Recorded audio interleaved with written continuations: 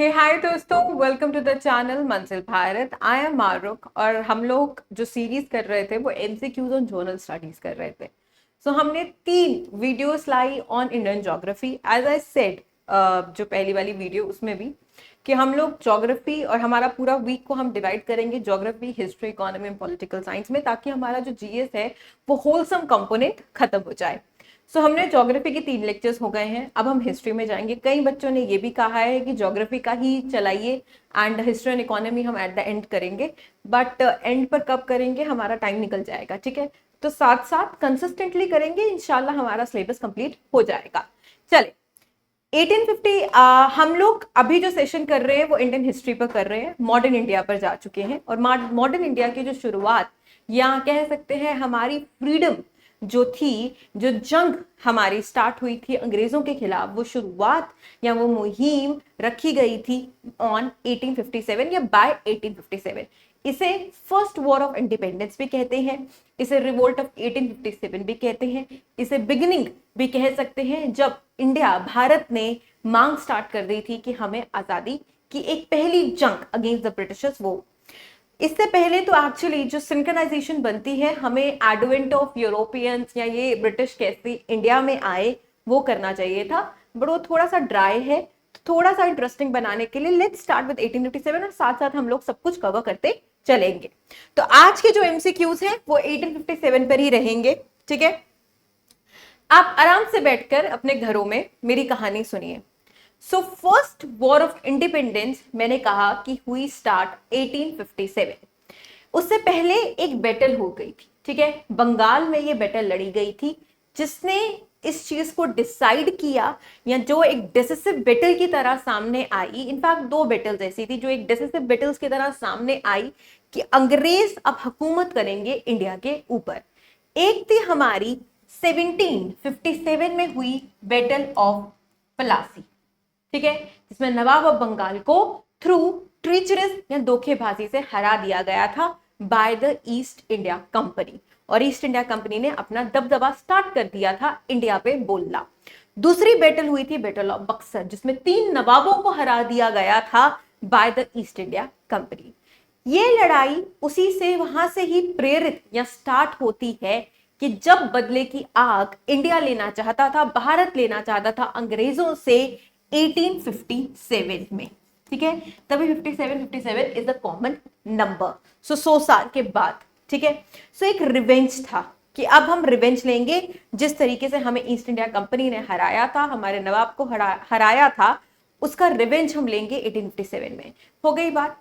तो ये first war of independence भी कहा जाता है। कई जगहों पे कई हिस्टोरियंस ने इसे कोट किया है एज अ कि फर्स्ट वॉर ऑफ इंडिपेंडेंस है against the Britishers by the Indians. ये बात हो गई क्लियर। अब ये स्टार्ट कहां से हुई? एक वैसे तो एज सच हम लोग जब पढ़ते हैं इसे, तो हम लोग कहते हैं कि एक क्लोता रीजन था कि अंग्रेज अब रिलीजन पे जब आ गए तो इंडिया या भारत के लोग इस रिलीजन पे अपना ये जो रिलीजन पे अटैक था उनके सेंटिमेंट्स पर, वो बर्दाश्त नहीं कर पाए, तो 1857 का रिवोल्ट हो गया। But most of the historians have believe कि ये चिंगारी ऑलरेडी लगी हुई थी, इसे आग में तब्दील होने के लिए टाइम लगा, over the period of time लगा। मतलब छोटे छोटे डिस्कंटेंट, सिमरिंग डिस्कंटेंट जिसे हम कहते हैं, भारत के दिलों में ऑलरेडी ये जज़ब हो चुके थे। फार्मर्स के साथ जो तशद्दुद या जुल्म हो रहा था, पेजेंट्स पे जो तशद्दुद हो रहा था, ठीक है, उसकी वजह से वो ही कॉज था कि जिसने इतना बड़ा ये रिवोल्ट लाया 1857 में। और 1857 का रिवोल्ट, अगर मेनी हिस्टोरियंस बिलीव कि अगर ये सक्सेसफुल हो जाता तो अंग्रेजों को नाको चने चबा देते। ये डेथ ब्लो था ईस्ट इंडिया कंपनी को ऑफ कौन सा रिवोल्ट? 1857 का। तो ये कहानी हम स्टार्ट कर रहे हैं, हमारी आजादी की कहानी शुरुआत होती है, उसकी मुहिम रखी जाती है बाय द रिवोल्ट ऑफ 1857। अब ये कंटेंट, मैंने कहा कि ये जो डिसकंटेंट था, ये जो एक ट्रस्ट का बीच में ब्रिज था बिटवीन भारत और इंडिया, भारत के लोग और इंडिया, ये ब्रिटिशर्स के बीच में, what I am saying, Bharat and India, Britishers के लोग और भारत के लोगों के बीच में जो ये डिसकंटेंट हुआ था, ये काफी सारे रीजंस थे, ठीक है। जो मैंने कहा कि फार्मर्स के ऊपर जुल्म हो रहा था, छोटे छोटे वॉर्स ऑलरेडी छोटे स्केल पर हो रही थी, पर इतनी बड़ी वॉर का ना अंग्रेजों को एक्सपेक्टेशन नहीं थी। सो इसको मेजर ब्लो, ये आग चिंगारी जो थी, छोटी सी चिंगारी आग में तब्दील कैसे हुई, ये स्टार्ट होती है जब अंग्रेज लॉन्च करते हैं अपनी फोर्स में, क्योंकि जो अंग्रेजों की वहां पे उन्होंने आर्मी बनाई थी, उसमें मैक्सिमम जो रिक्रूटमेंट थी दोस्तों, वो इंडियन सोल्जर्स थे। मैक्सिमम अवध से लिए थे, बिहार से लिए थे, यूपी से लिए थे, और बाद में ये चेंज कर लेंगे, ठीक है, 1857 के बाद। किनको लगेगा यार ये बिहार यूपी और ये अवध वाले ट्रस्ट वर्दी नहीं है, इनसे हटा लो, कहीं और से बंदे लाओ, पंजाब से बंदे लाते हैं, ठीक है, गोरखा गैंग एंड ये पंजाब, इनको इंक्लूड कर लेंगे ये लोग, ठीक है। सो इन पर इनका ट्रस्ट खत्म हो जाएगा 1857 का। सो स्टार्ट होती है लड़ाई जब अंग्रेज इंट्रोड्यूस करते हैं आर्मी में, जो उनके ज्यादा जो वहां से जो सोल्जर्स है वो आपके भारतीय ही है, ठीक है, उन्हीं को एम्प्लॉयमेंट दी हुई है इन्होंने।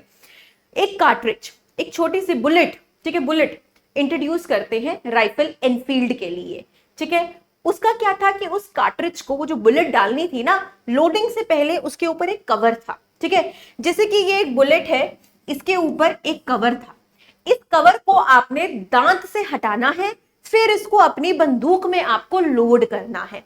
अब एक र्यूमर फैली, कहने को तो ये र्यूमर थी, मैंने अब जिसने इतना बड़ा रिवोल्ट लाया, कहीं ना कहीं इसमें सच्चाई भी होगी, बट अंग्रेजों ने इसे क्लैरिफाई करने की कोशिश की थी, बट ऑफ नो यूज, कि ऑलरेडी जो ट्रस्ट था ना इन दोनों के बीच में, जो इंडियंस और अंग्रेजों के बीच में जो ट्रस्ट का ब्रिज था वो टूट चुका था, और उसके बहुत से रीजंस है, फार्मर्स हैं, पेजेंट्स हैं, डॉक्ट्राइन ऑफ लैप्स है, ठीक है, कि अडॉप्टेड हायर बैठेगा नहीं, उससे रानी लक्ष्मीबाई को बहुत डिफिकल्टी हुई, बहादुर शाह जफर को बहुत डिफिकल्टी हुई। So that was the reasons कि ट्रस्ट का जो ब्रिज था बिटवीन द टू वो ऑलरेडी टूटा हुआ था। तो चिंगारी को सिर्फ आग लगा दी इस कार्ट्रिज ने। अब र्यूमर फैल गई। र्यूमर क्या फैली, अब हिंदू कम्युनिटी, क्योंकि वो गौ माता को मानते हैं, गाय की पूजा करते हैं, तो meat of fat of cow is prohibited in their religion, ठीक है, that is against their religious sentiment, का धर्म भ्रष्ट हो जाएगा, ठीक है। तो ये र्यूमर फैली, ये जो कार्ट्रिज के ऊपर कवर है जिसको तुमको दांत से हटाना है लोड करने से पहले, वो बना है गाय की चमड़ी से। हिंदू कम्युनिटी में ये फैल गया, तो हिंदू कम्युनिटी को लगा यार हमारा तो धर्म भ्रष्ट हो जाएगा, ये हमें मतलब हमारा धर्म भ्रष्ट करना चाहते हैं, अब हमारे धर्म पर आ गए। और ये तो एक इतिहास इस चीज का गवाह है कि इंडिया धर्म के ऊपर ही चलता है, ठीक है। मुस्लिम कम्युनिटी के बीच में ये वाली आग फैल गई कि यार ये जो र्यूमर थी कि ये जो कवर है, क्योंकि वहां पे मुस्लिम कम्युनिटी में पिग खाना हराम है, ठीक है, तो वहां पे ये एक फैल गया, खबर फैल गई, ये जो कार्ट्रिज है इसका जो कवर है तुमको बिट करना है, अपने दांतों से हटाना है, फिर लोड करना है, और ये जो कवर है ये बना है पिग की चमड़ी से। ओह, पिग की चमड़ी मतलब प्रोहिबिटेड इन मुस्लिम कम्युनिटी, पिग कैसे खाएंगे, हराम है, धर्म भ्रष्ट हो जाएगा अगेन उनका भी। तो दोनों का धर्म भ्रष्ट हो जाएगा अगर वो कवर को दांतों से हटाएंगे। इस चीज ने, ये चीज आंख के सामने आई इन 1857। तो इस कहानी की शुरुआत होती है छोटी सी बुलेट से, जिस बुलेट की एक कवरिंग थी और बिलीव था कि उस बुलेट की क्या है, उस बुलेट की जो कवरिंग है वो गाय की चमड़ी और पिग की चमड़ी से बनी है। तो दोनों हिंदू मुस्लिम कम्युनिटी इसमें एकत्रित होकर कहती है कि ये तो हमारे धर्म को भ्रष्ट करना चाहते हैं। पहला क्वेश्चन उसी स्टोरी पर आ जाता है, When was the Enfield rifle greased cartridges introduced in British India Army? ठीक है, क्योंकि लड़ाई हुई दोस्तों 1857 में स्टार्ट होगी ये रिवोल्ट हमारा, ठीक है। तो इन्होंने कब ये एनफील्ड गन की जो ग्रीस्ड कार्ट्रिजेस थी, जिसका बिलीव था कि जो बुलेट है उसका जो ग्रीस है या कवर है जिसको तुमको दांतों से हटाना है, ये गाय और पिग की चमड़ी से बना है। तो ये कब इंट्रोड्यूस हुआ आर्मी में, ये इंट्रोड्यूस होता है दोस्तों, कौन सा ऑप्शन टिक करूं, नवंबर 1856 करूं, दिसंबर 1856 करूं, जनवरी 1857 करूं, फरवरी 1857 करूं, किसको टिक करूं दोस्तों, दिसंबर 1856 में अंग्रेज इस बुलेट को एनफील्ड राइफल में इंट्रोड्यूस करते हैं। और र्यूमर थी कि ये बुलेट इंट्रोड्यूस हुई है हमारे धर्म को भ्रष्ट करने के लिए। Now they are attacking our religious sentiments. ठीक है, चले नेक्स्ट क्वेश्चन। क्लियर हो गई? स्टोरी आ रही है आहिस्ता आहिस्ता समझ, आहिस्ता आहिस्ता आएगी। चलो, so company decided to use new rifle. अब इसी के बारे में हम थोड़ा सा फैक्चुअली जो मैंने बताया उस स्टोरी को थोड़े से पॉइंट्स में पढ़ते हैं and it is very helpful to you. So company, East India Company की बात हो रही है दोस्तों। इन्होंने बोला कि हम न्यू राइफल इंट्रोड्यूस करेंगे। ये जो पहले ब्राउन बेस गन थी इसको हटा दो 1856 से, ये दिसंबर में हम ये एनफील्ड गन इस्तेमाल करेंगे। ठीक है, ये गन ट्रेनिंग के लिए इस्तेमाल की गई और इसका जो और राइफल को कहाँ स्टार्ट किया गया? दमदम, अंबाला में और सियालकोट, क्योंकि इंडिया पाकिस्तान इकट्ठे ही है तो सियालकोट और अंबाला में इसकी जो ट्रेनिंग है ये स्टार्ट हुई। द राइफल, अब इसका क्या एक खासियत थी इस राइफल की कि इसकी जो कार्ट्रिज थी उसको आपको बिट करना था, कवरिंग को बिट करना था राइफल में लोड करने से पहले। और र्यूमर फैली कि ये जो कार्ट्रिज है, ये जो बुलेट है, ये ग्रीस है एनिमल की चमड़ी से। कौन कौन से एनिमल जो प्रोहिबिटेड है दोनों रिलीजन में? Cow fat, pig fat.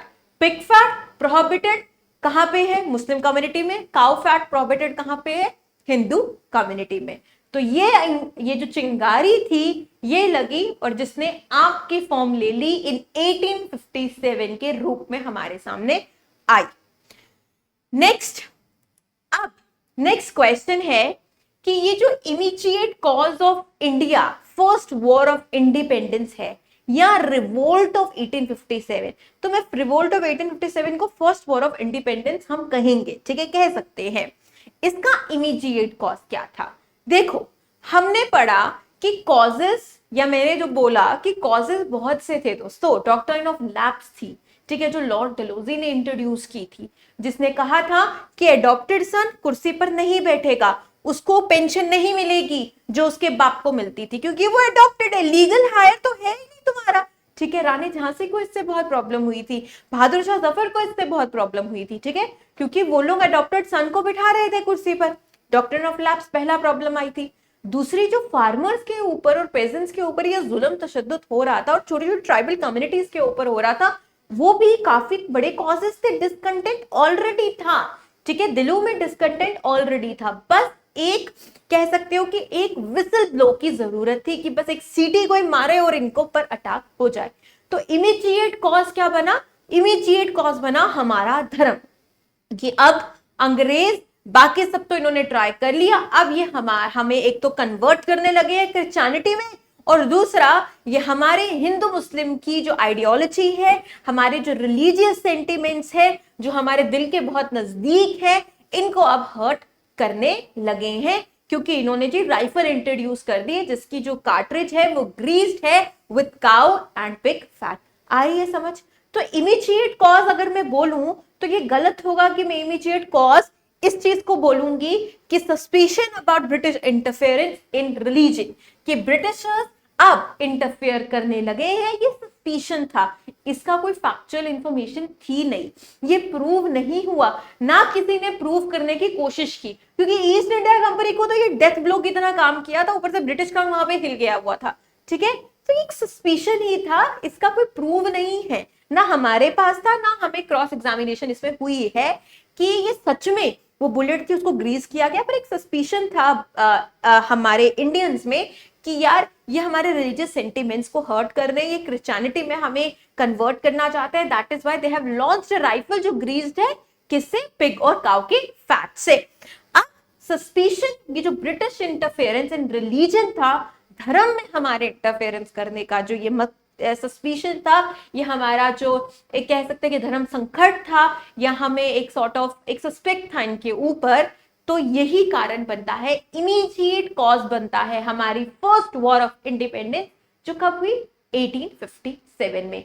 किस चीज का रिवेंज लेना था इन्होंने? बैटल ऑफ प्लासी, जो कब हुई थी? 1757 में, जब क्या किया इन्होंने? नवाब बंगाल को हटा दिया था ईस्ट इंडिया कंपनी ने। हो गई बात खत्म, आगे बढ़ू। चलो, अब हम हीरोज की बात करेंगे। ठीक है, फ्रीडम फाइटर्स हमने सुने, Chandrashekhar Azad, Bhagat Singh, we have heard about them. ठीक है, Bismil Khan and more more more Mahatma Gandhi, Jawaharlal Nehru, ये नेशनलिस्ट लीडर्स आएंगे, ये लेटर पार्ट में आएंगे फ्रीडम की। इस आजादी जो भारत को मिली 1947 में, उसकी नींव रखी 1857 की रिवोल्ट ने। पहली बात तो ये है, हम आज उन लीडर्स की, उन फ्रीडम फाइटर्स की बात करेंगे जिन्होंने इस आजादी की, अंग्रेजों के चंगुल से भारत को निकालने के लिए पहली ईंट या मुहिम स्टार्ट की थी। मंगल पांडे हमारे पहले वो थे। मंगल पांडे का इंसिडेंट कहां पे टुक प्लेस किया? Mangal Pandey actually the rising एक मूवी भी आई थी, आमिर खान, इसमें रानी मुखर्जी, इनफैक्ट अमीषा पटेल भी है। मैंने तो देखी नहीं है, बट आई होप कि आप लोगों ने देखी हुई है। सो ये जो एक फ्रीडम फाइटर थे 1857 के, जिन्होंने काफी कह सकते हैं पाइवोटल या इंपॉर्टेंट रोल प्ले किया है फर्स्ट वॉर ऑफ इंडिपेंडेंस में, ये उसी के ऊपर एक मूवी है। ठीक है, अच्छा, मंगल पांडे के बारे में उस आंसर को देने से पहले हम मंगल पांडे के बारे में पढ़ते हैं। मंगल पांडे 19 जुलाई 1827 में पैदा हुए थे फैजाबाद में। 34th Bengal infantry, BNI, Bengal native infantry से बिलोंग करते थे। ठीक है, इन्होंने ज्वाइन किया था Bengal native infantry 34 of the British East India Company. This is quite important which you have to remember. इन्होंने सबसे पहले रिवोल्ट किया उस बुलेट के बारे में कि वो बुलेट ग्रीस्ड है एनिमल फैट से, जो प्रोहिबिटेड है, जिस चीज को हराम मानते हैं हमारे रिलीजन्स में।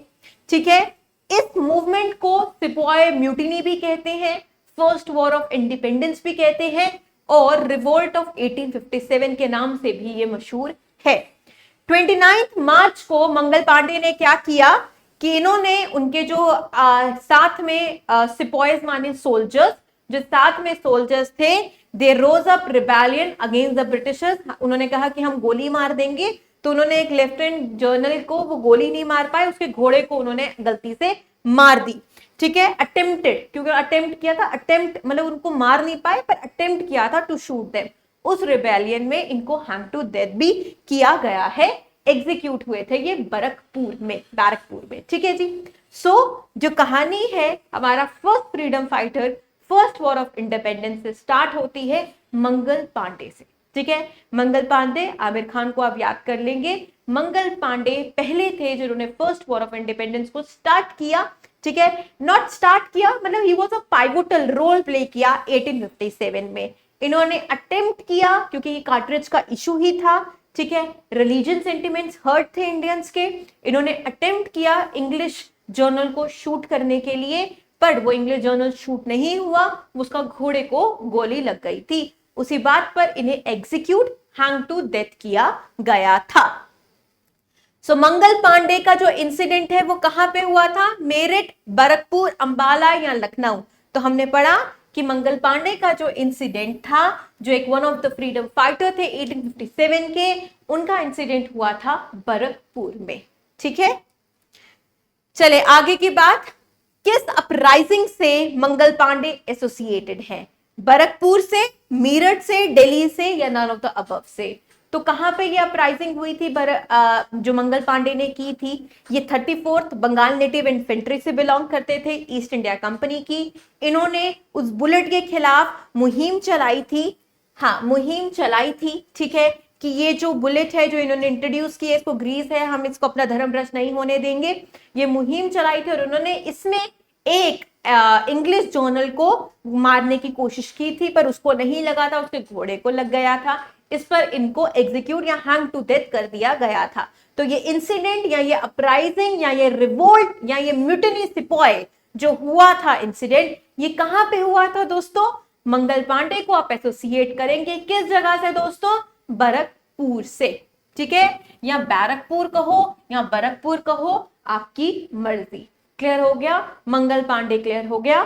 ठीक है, नेक्स्ट आ जाते हैं। मंगल पांडे कहां, कौन सी बंगाल नेटिव इन्फेंट्री, कौन सी नेटिव इन्फेंट्री को बिलोंग करते थे दोस्तों?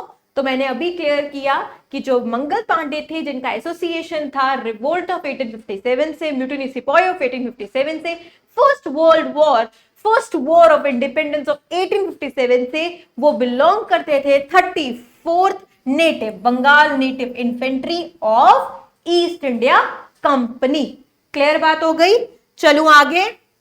ओके, किसे टाइटल दिया गया? Who among the following was bestowed with the title of Sahib Alam? Bahadur Shah Zafar ने during the uprising of 1857। Bahadur Shah Zafar बुजुर्ग हो चुके थे इस टाइम पर। ये हमारे मुगल एम्परर की लिगेसीज में से आते हैं, बहादुर शाह जफर।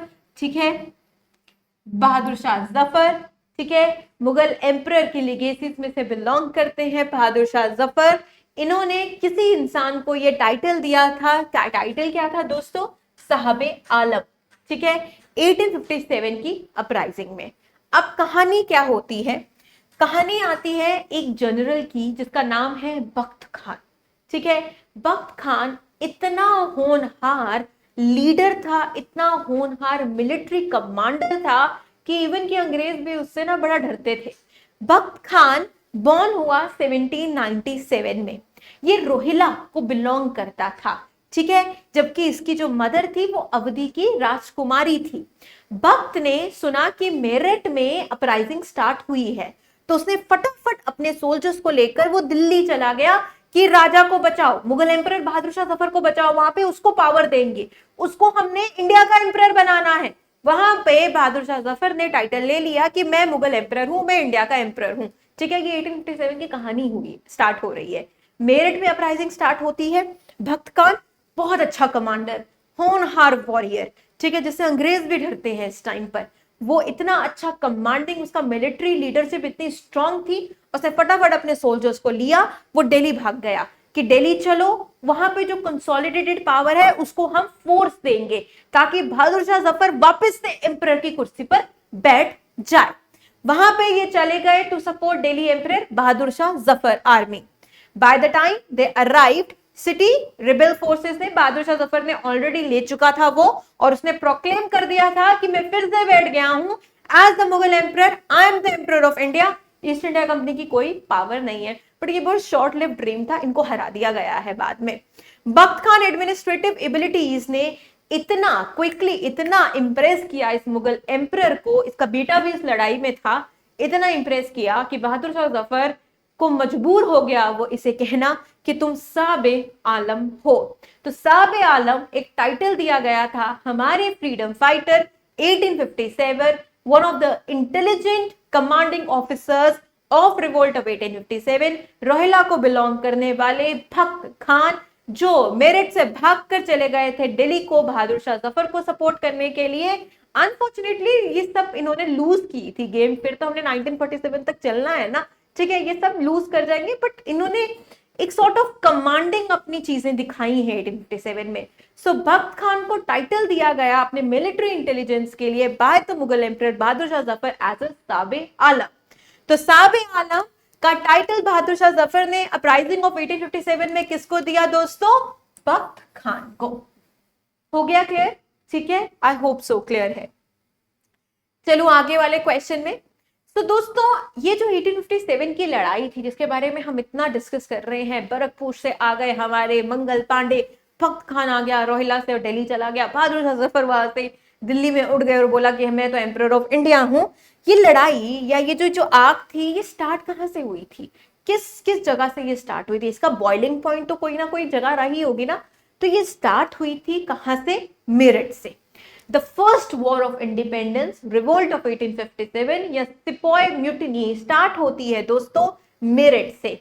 मेरठ से स्टार्ट हुई जब सोल्जर्स ने मना किया कि हम ये राइफल्स, ये कार्ट्रिज हम यूज नहीं करेंगे। उन्होंने मेरठ छोड़कर वो सब चले गए दिल्ली की तरफ, जाओ जाओ दिल्ली, क्योंकि वहां पे उनका मुगल एम्परर, क्योंकि यही इनका एक लॉजिक था इस रिवोल्ट का कि क्योंकि मुगल्स के अंडर होते थे हम लोग, तो वो लास्ट मुगल एम्परर था बहादुर शाह जफर, तो इनका था कि उस बहादुर शाह जफर को वापस एम्परर ऑफ इंडिया बनाना है। ठीक है, इन अंग्रेजों को बाहर निकालना है, तो वो मेरठ से चले गए दिल्ली की तरफ। राइट। जनरल हेवेट ने कोशिश, वैसे तो कोई से रिबेलियन दिया नहीं इनको, पर जनरल विल्यू था जिसने रेजिस्ट किया था इस सिपॉयज को, इन सोल्जर्स को, पर इनको हरा दिया गया था और ये सारे संगठन की तरह एकत्रित हुए थे कहां पर? दिल्ली में। अपने कौन से एम्परर के पास? बहादुर शाह जफर के पास। सो अगर हम कहें कि ये आग जो 1857 की कहां से लगना शुरू हुई है, मेरठ से लगना शुरू हुई है। ठीक है, ओके। ये मुझे होप है कि ये क्वेश्चन का आंसर मैक्सिमम को नहीं पता होगा, ठीक है, क्योंकि बहुत कम ये जगह देखने को मिलता है। 1857 तो हमने बहुत बार पढ़ा, पर क्या पता है कि क्या उसका एक सिंबल था। हर एक मूवमेंट का कुछ ना कुछ आइडियोलॉजी रहती है, हर एक मूवमेंट के कुछ ना कुछ बैक ऑफ द गेम कुछ ना कुछ चलता है, ठीक है। हर एक मूवमेंट का कुछ ना कुछ एक सिंबॉलिक आइडेंटिटी होती है। चरखा था महात्मा गांधी का सिंबल कि यार स्वदेशी और ये बायकॉट करो, इनको वापस अंग्रेजों को हराना है, तो वापस अपने बैक टू रूट्स आओ। था कि नहीं था? ठीक है। सो हर कहीं ना कहीं हर एक स्ट्रगल आप इतिहास देखेंगे तो जो भी रिवोल्ट या रिबेलियन हुए हैं उनके पीछे ना पीछे कोई पिक्चर रही है। इसका सिंबल क्या था? ये जो फर्स्ट वॉर ऑफ इंडिपेंडेंस आपकी 1857 की हुई या सिपॉय म्यूटिनी आपकी 1857 की हुई, इसका सिंबल क्या था? The symbol of 1857 independence struggle was lotus and chapatis. ठीक है, लोटस एंड ब्रेड भी कहीं जगह लिखा है। लोटस जो कमल का फूल है और हमारी रोटियां, ये इसका सिंबल था। हिस्टोरियंस को ये कैसे पता चला इसका सिंबल? क्योंकि क्या होता था कि कनेक्टिविटी तो है नहीं, ठीक है, लेटर के थ्रू, तार ही है ना, मोबाइल फोन तो नहीं थे ना तब, तार के थ्रू नहीं कर सकते बिकॉज अंग्रेज बैठे हुए हैं, सारे हाई ऑफिसर्स अंग्रेज हैं, सिपॉय म्यूटिनी है, कम्युनिकेट कैसे करना है एक दूसरे से। तो ये क्या करते थे कि सेंट्स है, इन्होंने प्रॉफिट इनका यूज किया और ये लोग नाच नाच करते थे वहां पर। ये चपातीस और लोटस का कमल, उसमें इनके कुछ ना कुछ जो इनके जो कह सकते हैं कि जो इन्होंने कोड लैंग्वेजेस डिसाइड की थी, या इन्होंने जो दूसरी म्यूटिनी को, दूसरी इन्फेंट्री को कोई इंफॉर्मेशन पहुंचानी थी, ये थ्रू चपातीस या थ्रू लोटस पर पहुंचाते थे। तो ये सेंट्स करते थे, लाइक मदारीज होते थे, ऐसे ऐसे वाले चीजें करते थे जो नूक एंड कॉर्नर पे जाते थे। तो हिस्टोरियंस का बिलीव है कि जो सिंबल था 1857 का, वो था आपका कमल का फूल और रोटियां, हमारी चपातीस। चलूं आगे। Who among the following leader था बरेली का? भरतपुर में आ जाते हैं मंगल पांडे, आपके दिल्ली में बैठे हैं बहादुर शाह जफर मुगल एम्परर, ठीक है। आपकी जो मेरठ से लड़ाई स्टार्ट हुई वो चले गए, रोहिला से स्टार्ट किया था, रोहिला के जो थे वो दिल्ली चले गए, भक्त खान। अब बरेली वाला कौन था हमारा? जो बरेली से जिसने रिवोल्ट स्टार्ट किया, क्या वो खान बहादुर था, कुंवर सिंह था, मौलवी अहमद शाह था, ब्रिटिश कार्ड था? मौलवी अहमद शाह आपका फैजाबाद से आ जाएगा, कुंवर सिंह आपका बिहार से आ जाएगा। सो बरेली से जो रिवोल्ट स्टार्ट हुआ वो हुआ बाय खान बहादुर ने, ठीक है।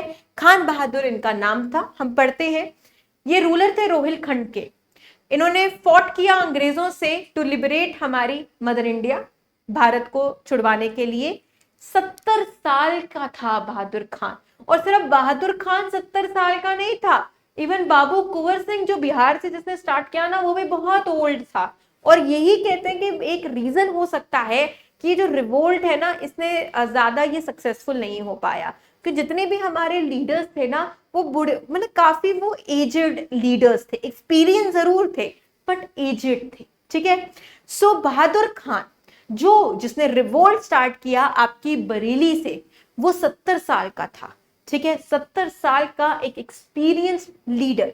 उसकी सही जो अगर आप कह सकते हैं स्ट्रेंथ क्या थी, बहादुर खान, क्योंकि अंग्रेजों की ये स्टार्टिंग से एक मुहिम रही है कि इस भारत को तोड़ेंगे तो कम्युनिटीज पे फूट डलवाएंगे। इनका हमेशा से ये उनका सीन रहा है कि ये दो कम्युनिटीज इकट्ठे नहीं होने देना। तो बहादुर खान ने अपने रूलिंग टाइम के अंडर इस चीज को क्लियर किया टू मुस्लिम्स एंड हिंदूज कि हम इकट्ठे मिलकर ही इन अंग्रेजों को हरा सकते हैं।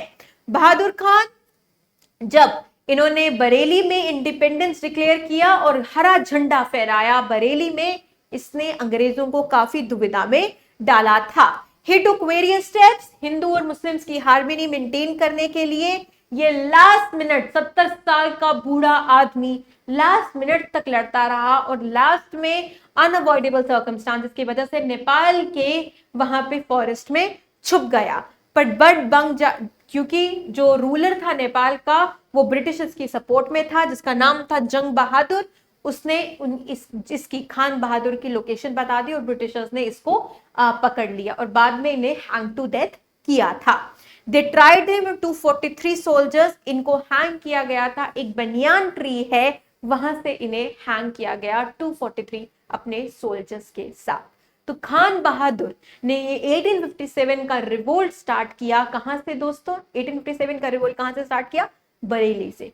70 साल का बूढ़ा आदमी अपनी आखिरी सांस तक लड़ता रहा, but unfortunately he was a freedom fighter. Unfortunately at the end जब उसे पकड़ लिया गया था तो उसे 243 सोल्जर्स के साथ हैंग टू डेथ किया गया with a big banyan tree के पास। आ गई हमारी खूब लड़ी मर्दानी, वो तो झांसी वाली रानी थी, सुना होगा ना, महारानी लक्ष्मीबाई। महारानी लक्ष्मीबाई 14 साल की थी जब उनकी शादी हो गई थी, बहुत जल्द छोटी उम्र में विडो हो गई। डॉक्ट्रिन ऑफ लैप्स इन पर लागू किया गया क्योंकि इनके पास एक एडॉप्टेड बच्चा था जिनको ये हायर बनाना चाहती थी, गद्दी पर बिठाना चाहती थी। महारानी झांसी लक्ष्मीबाई को स्लीपिंग ब्यूटी के नाम से भी जाना जाता है कि जब उन्होंने जिस जनरल को हराया और उस जनरल ने उनके बारे में ये लिखा था कि वो स्लीपिंग ब्यूटी थी जो ऐसे लग रही थी इस पूरे रिवोल्ट में वो इकलौता मर्द था, ठीक है, वो मर्दों की तरह लड़ी थी, ठीक है। उनका घोड़ा है, ये तस्वीर जो आपके सामने है, घोड़ा पीछे बच्चा, because she was a mother, और वो हाथ में तलवार लिए ब्रिटिशर्स के को लड़ते हुए, ठीक है। महारानी झांसी रानी लक्ष्मीबाई कंबैटेड द लास्ट बैटल जो उन्होंने खेली वो किसके अगेंस्ट खेली? अंग्रेजों के खिलाफ खेली, हगरोस के खिलाफ खेली थी। रानी लक्ष्मीबाई लास्ट मराठा किंग जो थे हमारे राजा गंगाधर रेन, उनकी बीवी थी, उनकी विडो थी। डलहौजी एज आई सेड उसने एनेक्स कर लिया था इनकी झांसी की टेरिटरी को डॉक्ट्रिन ऑफ लैप्स से, बिकॉज इनका अपना बच्चा नहीं था, एडॉप्टेड बच्चा था। रिवोल्ट स्टार्ट किया झांसी ने, रानी लक्ष्मीबाई ने झांसी में 4 जून 1857 को, राइट। इन्होंने शहादत इन्हें मिली 17 जून 1858 में after a very very long battle. Campbell ने इनको हराया था। हक लिखता है कि death of Rani was like sleeping beauty is the only man among the Indian rebel leader. जितने भी ये रिबेल थे, तांतिया टोपे, नाना साहब, बहादुर शाह जफर, कुंवर सिंह, खान बहादुर, इनमें इकलौती ये ऐसी लग रही थी कि एक औरत, बट इकलौता मर्द, मतलब एक औरत जो एक मर्द जैसे मर्दों की तरह जो लड़ी इस पूरे रिवोल्ट में। सो रानी लक्ष्मीबाई को शहादत हो गई 1857 में। She fought against Hugh Rose who was a Englishman, और ये रिवोल्ट स्टार्ट किया रानी लक्ष्मीबाई ने झांसी से, ठीक है। चलें आगे। So, revolt of 1857 was led by Begum of Oudh, Tantia Tope, Rani Lakshmibai या नाना साहेब। तो जो रिवोल्ट ऑफ 1857 जो ऊद में था ना, ये अवध कह सकते हो या इसको पहले ऊद भी कहते थे। ये क्वेश्चन थोड़ा सा इनकम्प्लीट लग रहा है मुझे। तो ये जो रिवोल्ट 1857 अवध में या ऊद में जो स्टार्ट हुआ था, ये एक और औरत थी जिन्होंने, और मतलब जस्ट लाइक रानी लक्ष्मीबाई, वो तो स्वॉर्ड में तो नहीं रही बेचारी, बट इन्होंने भी मर्दों की तरह लड़ाई की थी, ठीक है। तो दैट वाज हमारी हजरत महल।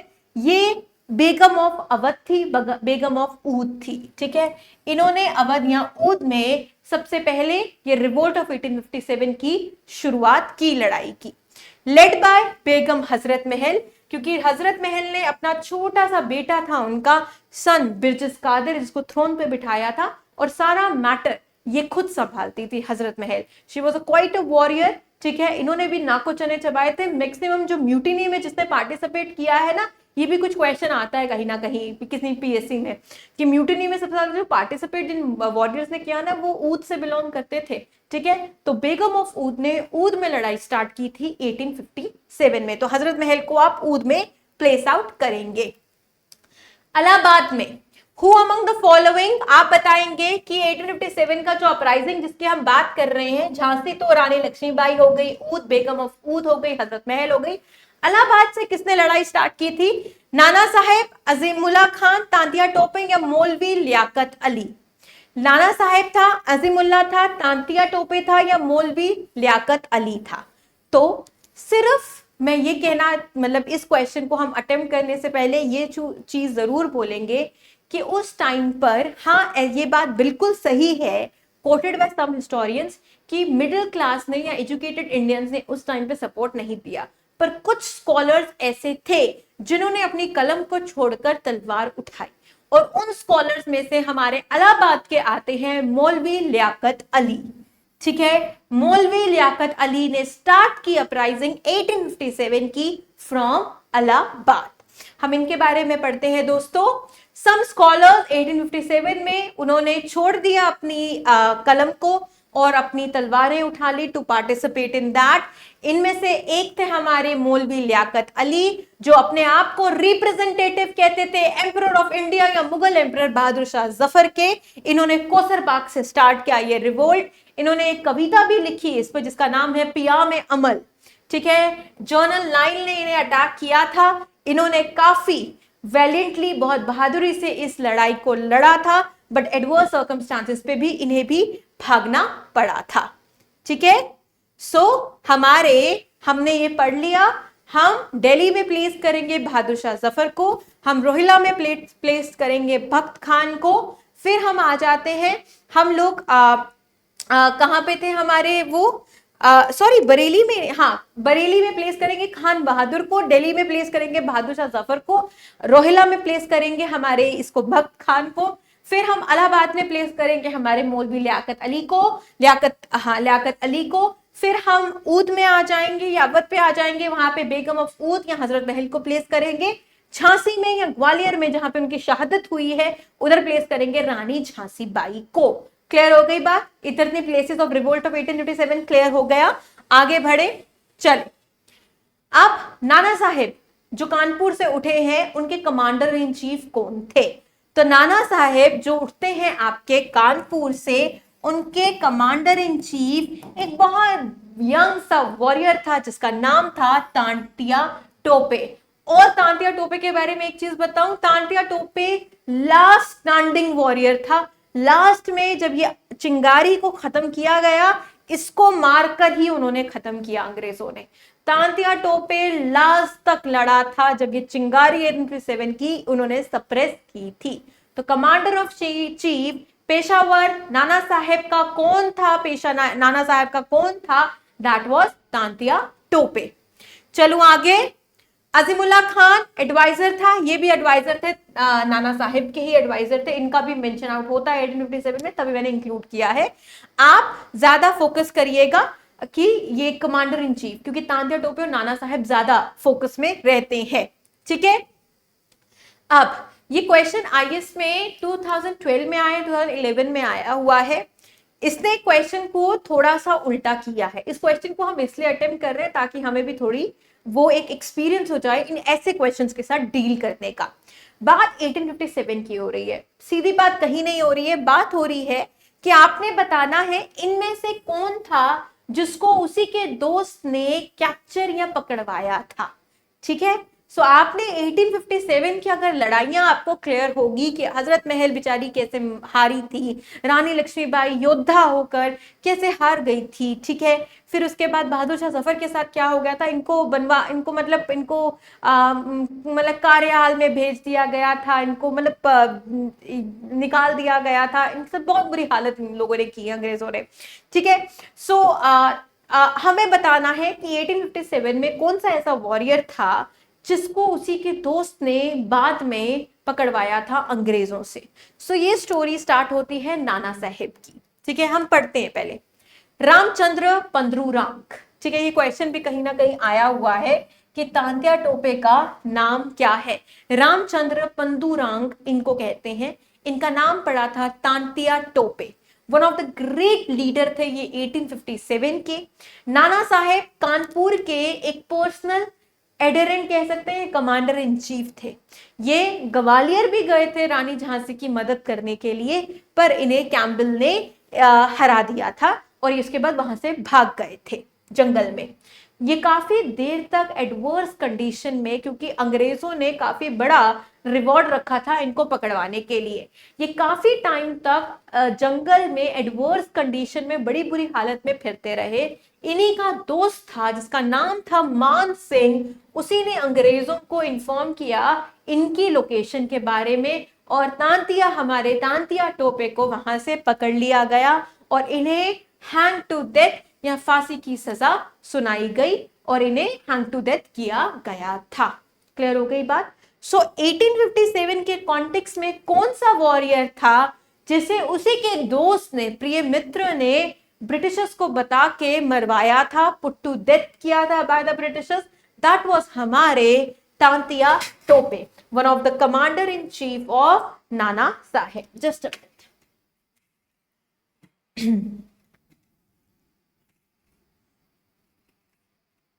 चले, ठीक है, one of the commander in chief of Nana साहेब।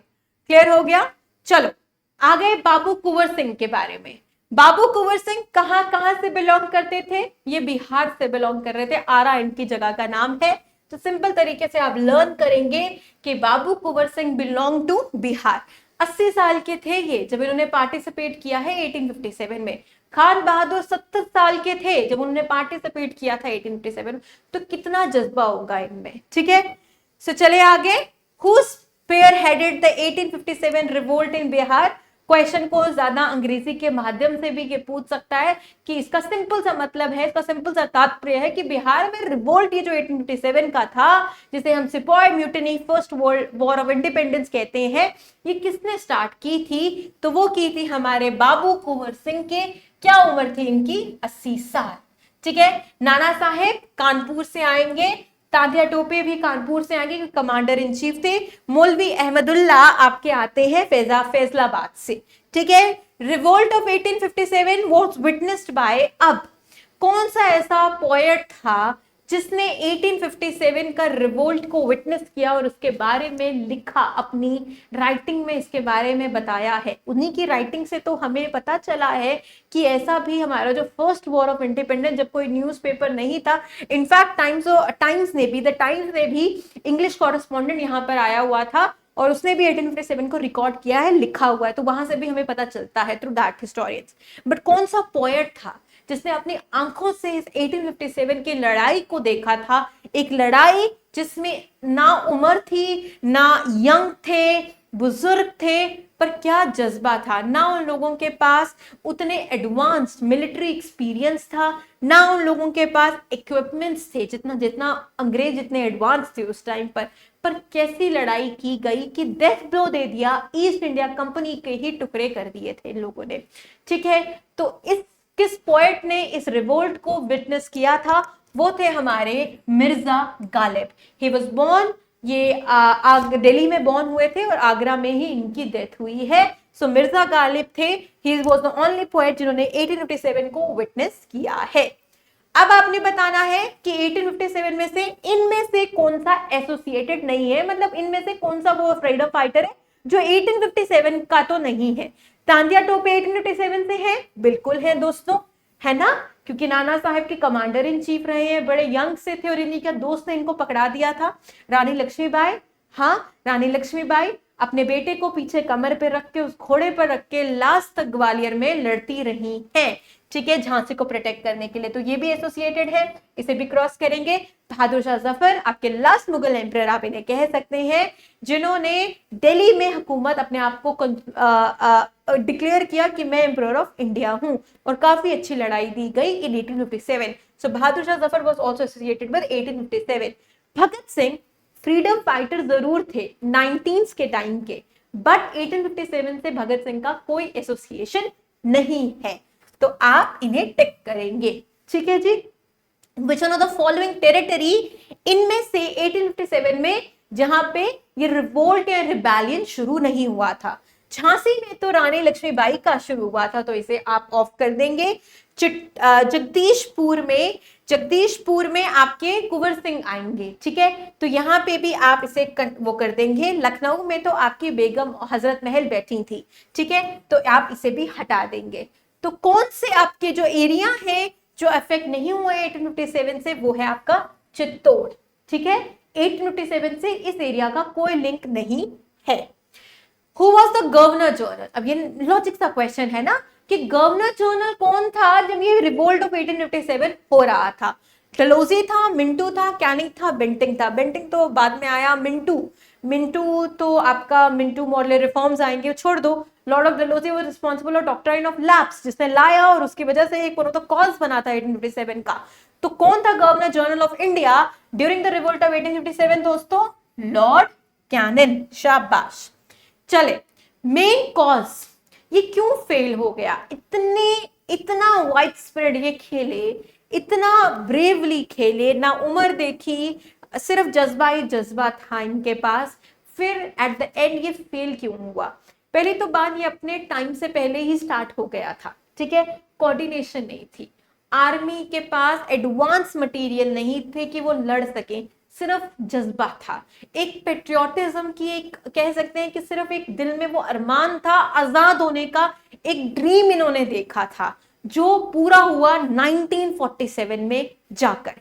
ये आजादी का जो ड्रीम था वो इन फ्रीडम फाइटर्स ने पहली बार देखा था, और सिर्फ ड्रीम नहीं देखा था, उसको एग्जीक्यूट किया था एक्शन में। सो कॉज कह सकते हैं अकॉर्डिंग टू हिस्टोरियंस की 1857 जो फेल हो गया क्योंकि कॉमन स्ट्रैटेजी नहीं थी और सेंट्रल ऑर्गेनाइजेशन नहीं थी, ये कनेक्ट नहीं कर पाए, ये खुद कंफ्यूज हो गए कि कहां से कहां म्यूटिनी। अगर ये एकत्रित होते या कुछ साल बाद जैसा नेशनलिस्ट मूवमेंट चली, अगर वैसे चलती, अरे इन्होंने तो, मैंने कहा ना, इन्होंने नाको चने चबा दिए थे अंग्रेजों के, ठीक है। सो बहादुर शाह जफर, बाबू कुंवर सिंह, खान बहादुर, बेगम हजरत महल, रानी Lakshmibai, Tantia Tope, Liaquat Ali, Mohammad Liaquat Ali, these were the absolutely bravest warriors, ठीक है। But how the 1857 failed because of lack of strategy and central organization की वजह से। सो ये कुछ MCQs थे हमारे ऑन द रिवोल्ट ऑफ 1857। इसमें हमने मेजर फ्रीडम फाइटर्स को कवर किया दोस्तों, हमने इसके कॉजेस को भी डिस्कस कर दिया, और जो क्वेश्चन हमें लगता है कि एग्जामिनेशन में आ सकता है रिगार्ड ऑफ 1857 वो हमने कवर कर दिया। सो आई जस्ट होप ये वीडियो आप लोगों के लिए हेल्पफुल है। अब हम इसको हिस्ट्री को 2 दिन और कंटिन्यू करेंगे और आगे चलते चलेंगे। अब हम 1857 से आगे बढ़ेंगे और देखेंगे कि आगे कौन सी मूवमेंट आई थी, ठीक है। सो आई जस्ट होप ये वीडियो आप लोगों के लिए हेल्पफुल है। Just take care and bye.